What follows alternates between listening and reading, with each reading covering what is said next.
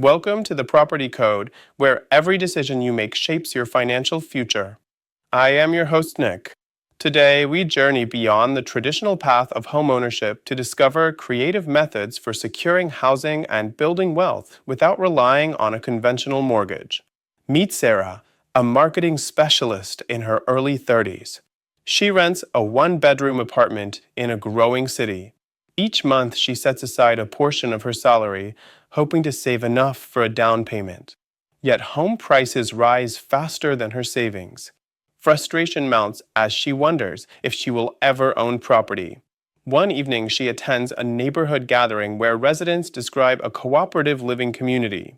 In this model, members purchase shares in the cooperative corporation that owns the building. Each share grants voting rights and a proportional claim on equity growth. Sarah decides to buy in. Her monthly payment covers maintenance, property taxes, and improvements. Within months, she sees her equity grow and experiences the power of collective ownership and democratic decision-making. Encouraged by her success, Sarah explores seller financing. She connects with a homeowner eager to sell without listing on the open market. They negotiate directly. Sarah makes a down payment of 5% of the sale price, and they agree on an interest rate slightly above market. She signs a promissory note and begins monthly payments to the seller. Without bank underwriting delays or closing costs, she moves in within weeks and starts building equity immediately. Next, Sarah investigates lease-purchase agreements. She signs a contract that dedicates 15% of her monthly rent toward the future purchase price. At the same time, the lease terms include a clause that her timely payments are reported to credit bureaus. Over 18 months, her credit score increases by over 50 points, and she accumulates a substantial rent credit. When the option period arrives, she exercises her right to purchase at the pre-agreed price, benefiting from both improved credit and build-up equity. Intrigued by short-term rental arbitrage, Sarah then leases a two-bedroom unit in a tourist-friendly neighborhood. She furnishes it with modern amenities and markets it on vacation rental platforms. Her monthly lease cost is fixed at $1,200.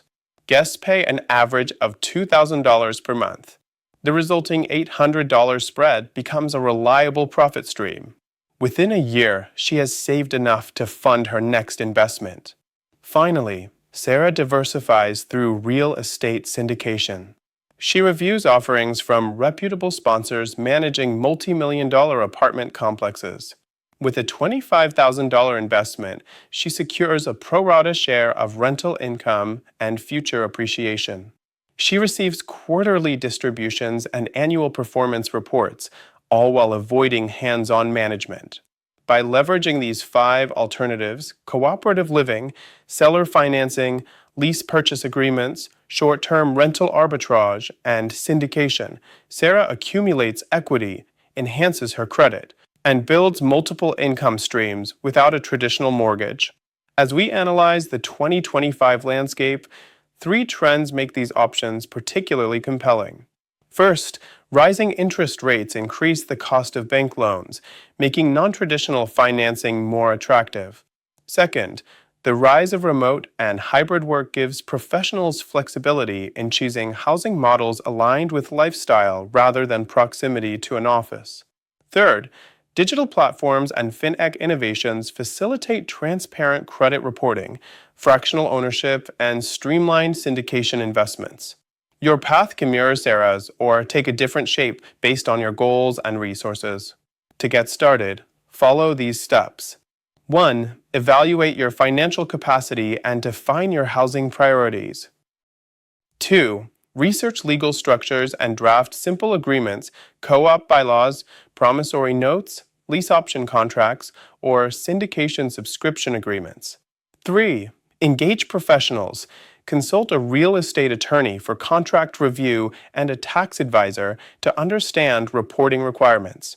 4. Launch a pilot project.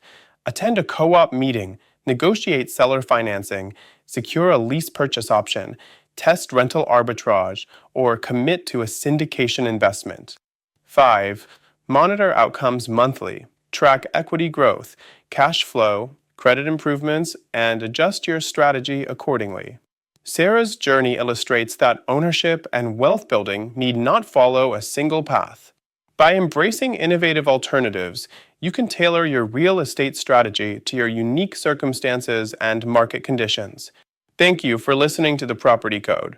If Sarah's story inspired you, subscribe, leave a review, and share this episode with anyone rethinking homeownership.